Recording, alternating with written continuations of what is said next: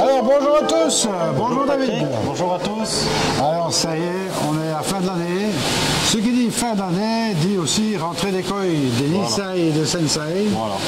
Alors il y en a moins cette année-ci que les autres. Oui, ça a été très difficile cette année pour Olivier pour différentes raisons. D'abord, on avait décidé déjà d'en prendre moins avant notre départ. On avait dit, avec la conjoncture, tout ça, on ne sait pas trop comment ça va aller. On va être plus prudent et on va être raisonnable. Bon, entre ce qu'on dit et ce qu'on fait, c'est pas toujours vrai. Mais ce qui s'est passé aussi, c'est qu'ils ont eu des conditions météo au Japon cette année aussi très chaud, ce qui les a obligés à ralentir fortement le rythme du nourrissage et choses comme ça, ce qui fait que l'offre a été aussi plus compliquée que ce qu'on a d'habitude. Et comme on est de plus en plus sélectif et de plus en plus difficile, les deux facteurs ensemble ont fait qu'en quantité, on n'est pas trop chargé, juste ce qu'il faut, parce qu'il ne suffit pas évidemment de les rentrer. Il faut savoir les stocker dans de bonnes conditions, les garder convenablement tout l'hiver, pour que quand les gens viennent les chercher au printemps, ils aient des beaux poissons qui ont bien évolué, qu'on a pu nourrir convenablement. Vous savez que chez nous, on les chauffe pendant l'hiver, alors ça a un coût évidemment énergétique pour nous. Hein, comme chez vous, le prix du gaz, évidemment que chez nous, il n'est pas pour rien non plus, mais ça nous permet de livrer des poissons au printemps généralement qui ont pris une taille, qui ont un beau body, qui sont costauds, et donc ça c'est ce qu'on essaie évidemment de faire. Et donc pour ça, il faut qu'on soit raisonnable au niveau des quantités de poissons qu'on stocke dans les bassins, et c'est évidemment ce qu'on essaie de faire de plus en plus. Alors, peut-être moins en nombre, mais on est bien en qualité. Voilà, ça c'est évidemment le plus important. On essaie à chaque fois, quand c'est possible, de monter en qualité. Alors c'est de plus en plus difficile, on devient nous-mêmes de plus en plus exigeants. C'est pas facile, tout le monde voit des belles photos sur les calendriers, tout ça, des champions de ces 20 dernières années en koi. Évidemment que pour avoir ça, d'abord au niveau budget, c'est très compliqué. Et d'abord pour les trouver chez les éleveurs, tout ça, la concurrence au niveau des acheteurs, elle est rude aussi. Il y a beaucoup d'endroits cette année où quand il y avait une récolte, il y avait 20 ou 30 clients qui étaient là pour acheter des poissons de cette même récolte. Donc c'est pas toujours simple, mais quand même, Olivier est parvenu à faire une belle sélection. Il vient juste de rentrer, voilà, on va l'inviter. Maintenant qu'on a fait tout le boulot, il arrive. Le féliciter.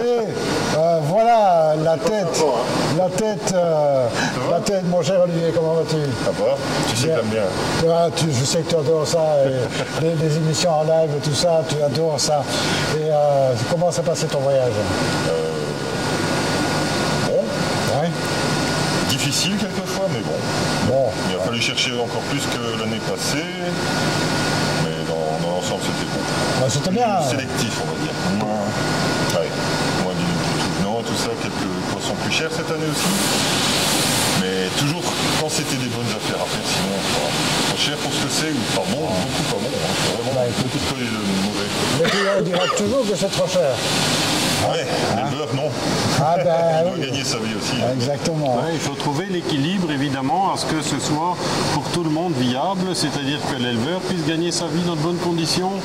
On a évidemment tous les coûts qui sont liés, le transport et tous ces frais qui ne font que monter. En règle générale, le transport, les frais de dédouanement, tout ça. Les frais énergétiques évidemment partout, tout au long de la ligne, qui ne vont pas en diminuant.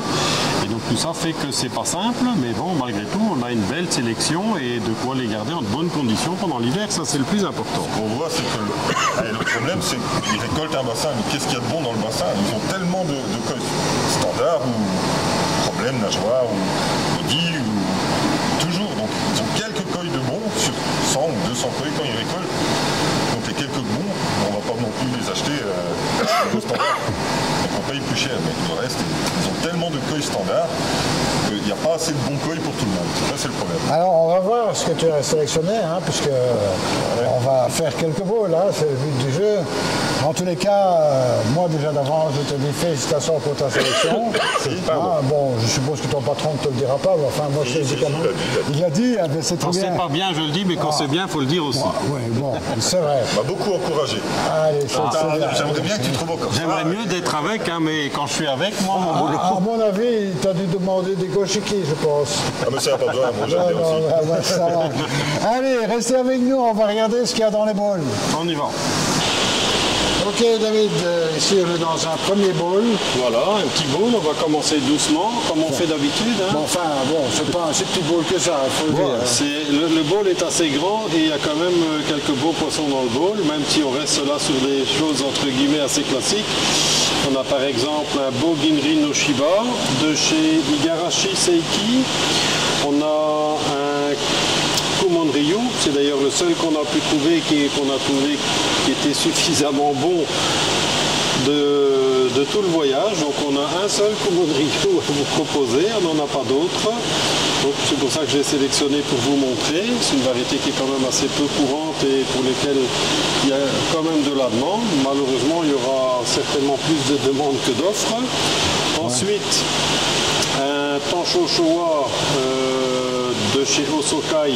Alors c'est un Tansho Showa avec un excellent rapport qualité-prix. Certains le trouveront évidemment trop noir. C'est vrai que sur l'arrière du corps est un peu plus noir. Mais pour un Tansho Showa, je dirais que le rapport qualité-prix est excellent. Ensuite, on a un Yuki Asagi, donc la variété Asagi plus claire et brillante. C'est un beau poisson aussi, qui est aussi très difficile à trouver. Il est très propre, donc c'est un beau poisson. Ensuite, on a un poisson qui ressemble à un kohaku, qui n'en est pas un. Il s'agit d'un Aigoromo de chez Sakazume. Aussi, je trouve un très beau poisson et à mon avis un poisson qui a du potentiel pour le futur. Le Aigoromo, on rappellera que c'est un Goromo, mais qui est plus clair. Voilà. Hein, qui est le Budogoromo. Le Budogoromo qui est à couleur lille vin. Ici, il est beaucoup plus clair et c'est vrai qu'on peut le confondre avec un kohaku. Hein. Oui, tout à fait, comme maintenant, effectivement.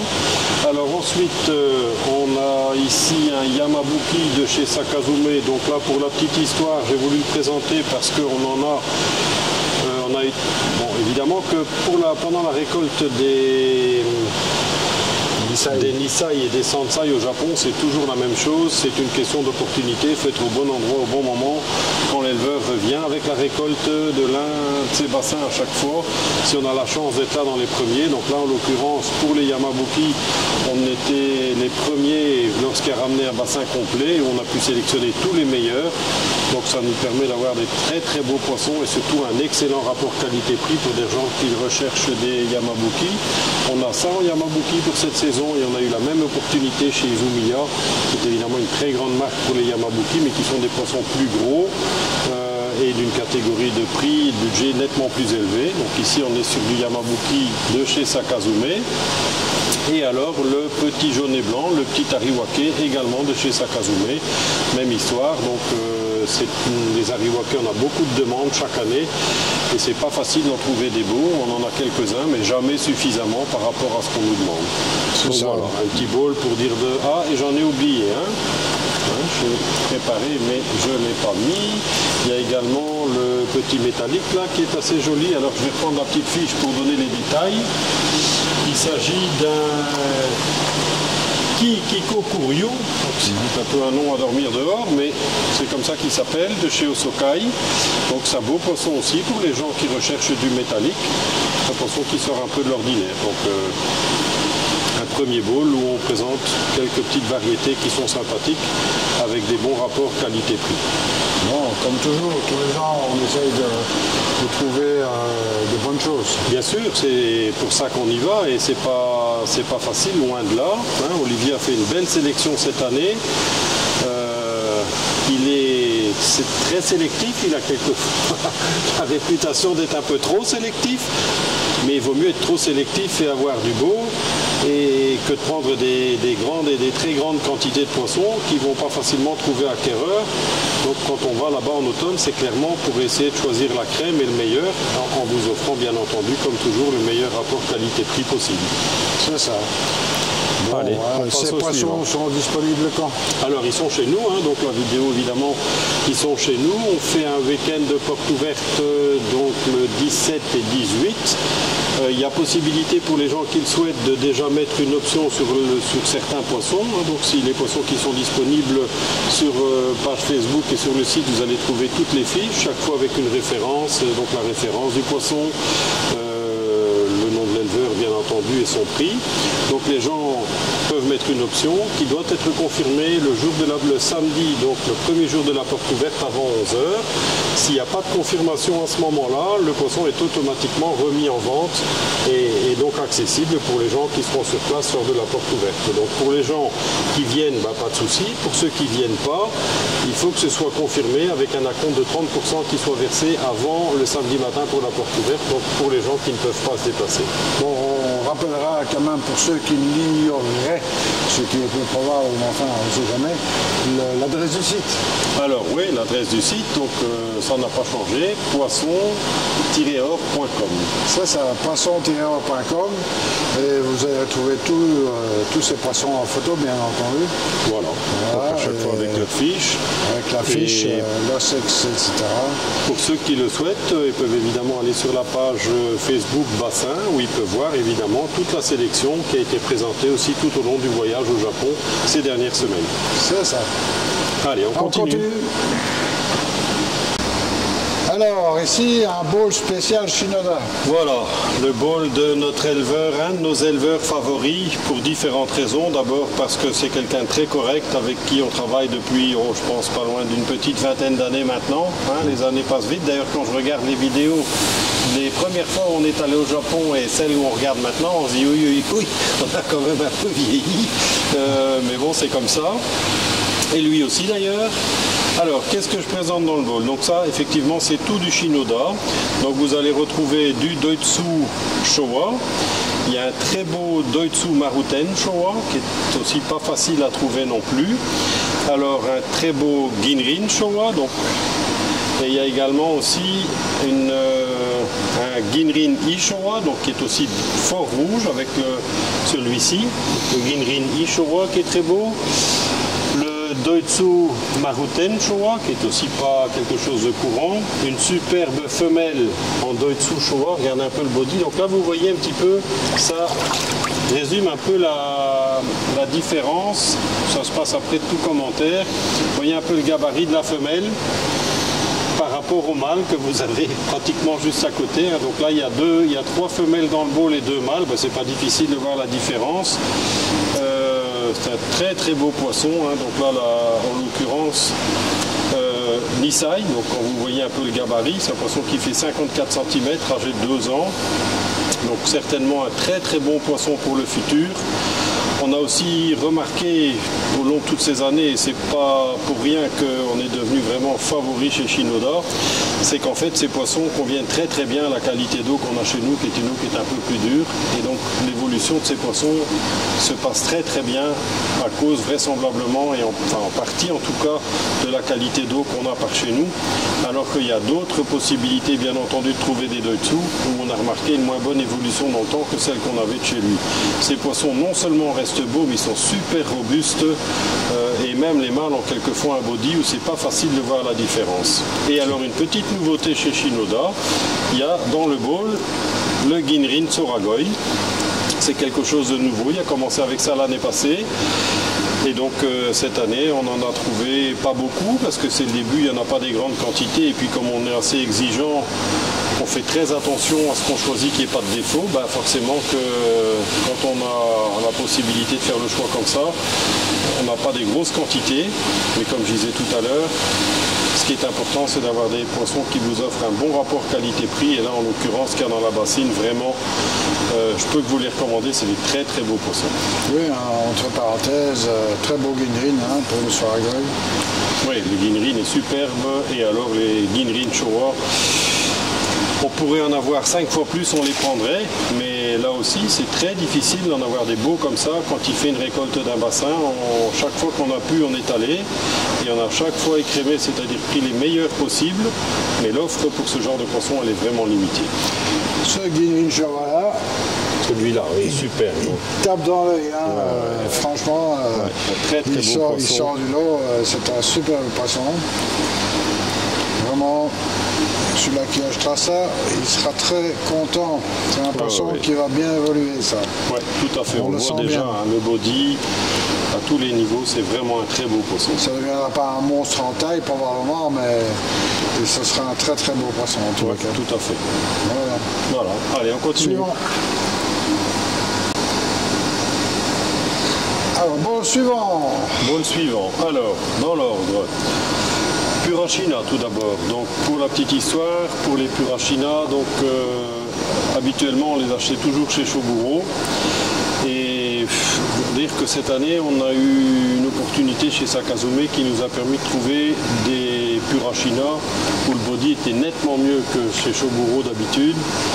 Donc le body est très bien, la qualité de peau est aussi très très bien, donc finalement on a décidé de les prendre chez Sakazume. Ils sont très beaux, ils sont un peu plus grands que ce qu'on trouve généralement chez Shoguro, en tout cas pour le même âge bien sûr. Donc là on est sur du entre 42 et 45 cm. Donc ça c'est pour le Purachina, donc j'en ai présenté un, là on en a évidemment une certaine quantité de disponibles. Mais ils sont tous blancs. Ils sont tous blancs. Alors, ensuite, deux beaux Doitsuko Aku, vous pouvez trouver là également dans le bowl. Il s'agit là de Doitsuko Aku de chez Hidemasa, qui est un éleveur, qui est un ancien, je dirais, employé de chez Issa, qui fait maintenant aussi pas mal de choses en Wagoi. Là, on a eu l'opportunité d'être au moment de la récolte pour les Doitsuko Aku de 2 ans. Donc là, vous en avez une partie dans le bowl, j'en ai choisi 2. Et ensuite, encore 2 éleveurs dans le bowl, les Goshiki, qui sont spécialement beaux. Alors on a toujours beaucoup de demandes pour les Goshiki, c'est des poissons, personnellement ça a toujours été un de mes favoris. Alors est-ce que c'est pour ça qu'on a beaucoup de demandes? Parce que j'ai toujours tendance à essayer d'en prendre un peu plus que de raisonnable.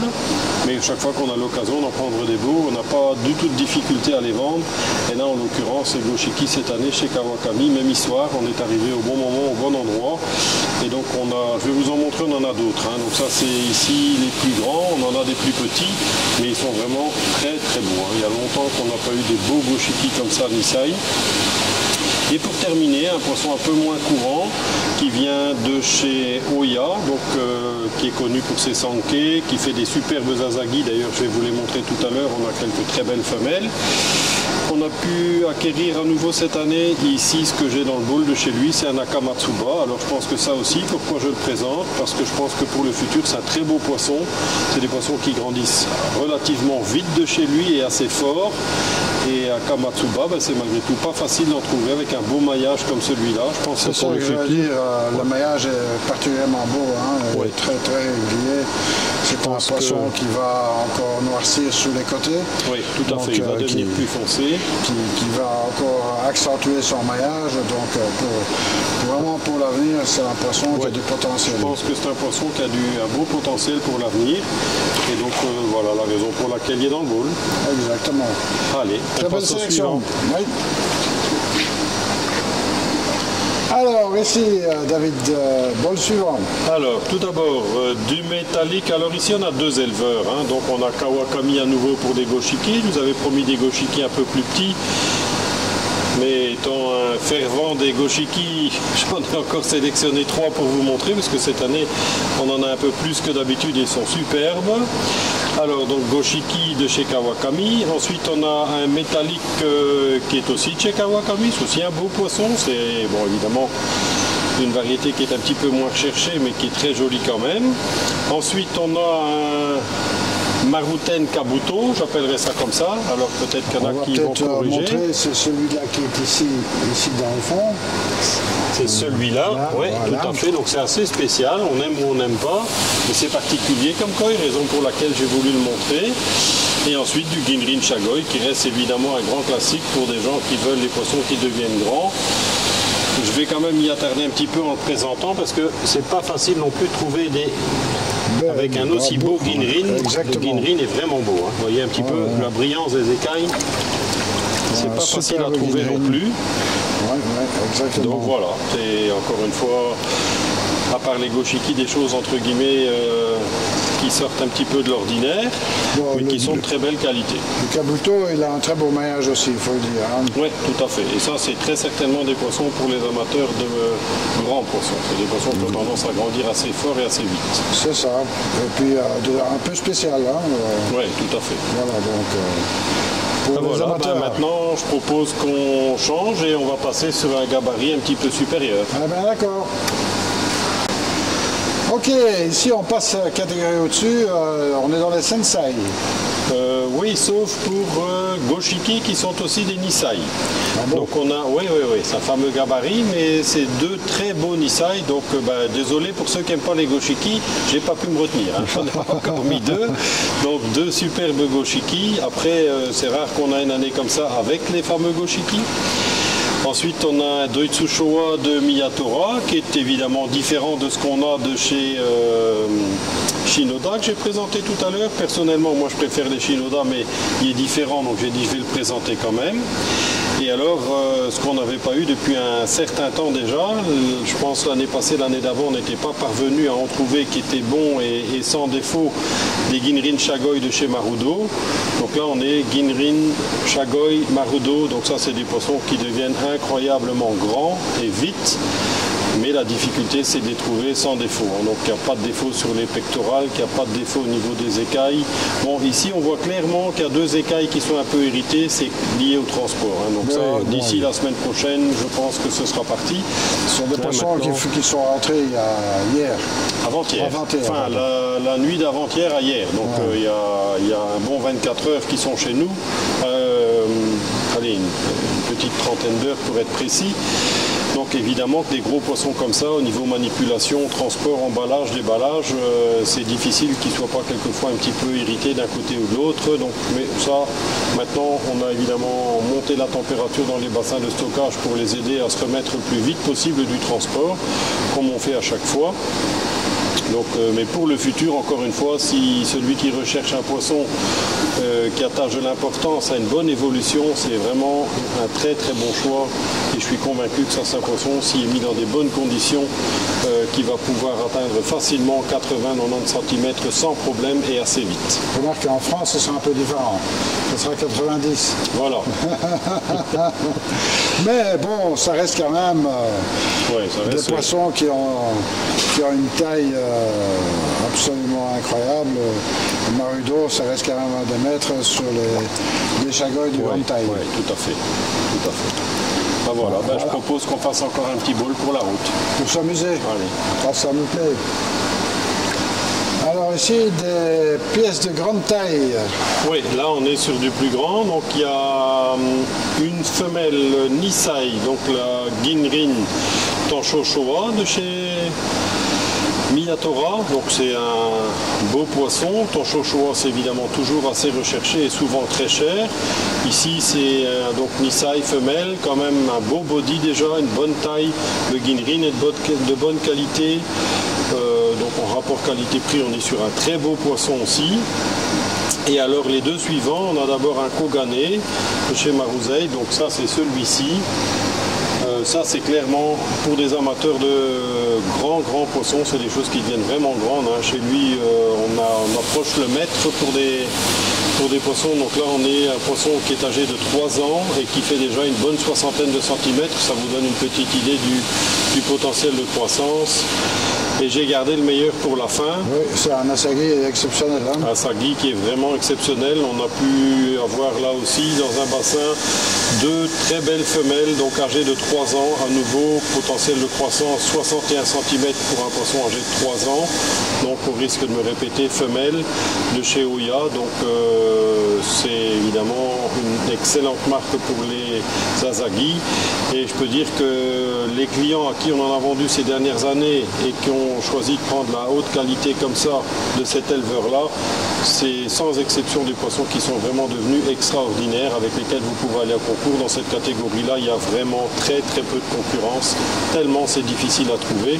Alors évidemment que c'est des poissons d'un budget forcément plus soutenu, mais on arrive quand même à vous les proposer un rapport qualité-prix qui est excellent quand je vois un petit peu à quel prix ils parviennent à les vendre, que ce soit au Japon ou ailleurs en Asie. C'est vraiment une performance de pouvoir vous les proposer au prix auquel on les propose. Alors, je ne parle volontairement pas de prix directement sur la vidéo parce que sinon, quand on la met sur Facebook en parlant de prix, souvent la vidéo est retirée. Mais bien entendu que vous trouverez tous les prix sur les fiches sur le site, avec à chaque fois le détail, donc le sexe quand il est connu du poisson, l'éleveur bien entendu, sa taille et son âge bien sûr. Alors, toujours donc, poisson voilà. d'or, poisson-or.com. Voilà, tout ça. Et donc j'en profite pour rappeler donc, les portes ouvertes samedi et dimanche du 17-18, en sachant que c'est toujours le samedi où il y a évidemment le plus d'affluence et le plus de passages, puisque c'est à ce moment-là qu'on demande aux gens qui ont mis des options de venir sur place pour confirmer. Et donc pour les gens qui souhaitent réserver en vente à distance, je rappelle que ce n'est pas un problème. À ce moment-là, la commande peut se faire en ligne et le poisson reste chez nous pour les gens qui le souhaitent évidemment jusqu'au printemps. Donc généralement jusqu'à fin avril, on demande à ce que pour fin avril, les poissons soient enlevés ou expédiés pour les gens qui ne peuvent pas se déplacer pour venir les enlever. C'est bien. Alors voilà David pour cette sélection 2023 de Nissa et de Sensei. Alors bon, on rappelle qu'on peut réserver sur le site, on rappelle poisson-or.com. Voilà, on voit que maintenant tu connais, c'est bien. Écoute, ça fait quelques années qu'on travaille ensemble. Hein. Oui, tout à fait. Alors c'est une petite partie de la sélection évidemment. On a essayé de présenter un échantillon. Le but c'est pas que la vidéo elle dure 3 heures. Déjà que souvent on dit que nos vidéos sont un peu trop longues, donc on a essayé de limiter pour montrer un petit peu ce qu'il y avait qui était disponible. Donc je rappelle les dates des portes ouvertes le 18 et le 19, donc c'est samedi, c'est ça, samedi 18, dimanche 19 novembre, je vais y arriver. Et donc pour ceux qui décident de réserver à distance et qui ne savent pas se déplacer, il faut que ce soit confirmé avant le samedi matin, sans ça on les remet en vente évidemment. Pour nous, ce qui est important, c'est que quand c'est réservé, à ce moment-là on ne le vend plus à quelqu'un d'autre, mais si c'est pas sûr, à ce moment-là on doit pouvoir le proposer à quelqu'un d'autre. C'est ça, alors bon, les poissons restent ici l'hiver bien sûr. Voilà, on les stocke tout l'hiver, on les chauffe tout l'hiver, on les nourrit bien entendu, on les soigne, ça va de soi. Sauf pour ceux qui ont un bassin chauffé, bien sûr. Oui, bon, c'est pas une majorité, mais pour celui qui veut, c'est une possibilité. Et sinon, il passe l'hiver chez nous jusqu'au printemps, bien sûr, comme on fait chaque année. Exactement. Eh bien, je te remercie en tous les cas pour cette belle sélection 2023. Merci à toi, et puis à bientôt, j'espère. À bientôt. Allez, salut à tous, et surtout, ne soyez pas sages. Au revoir.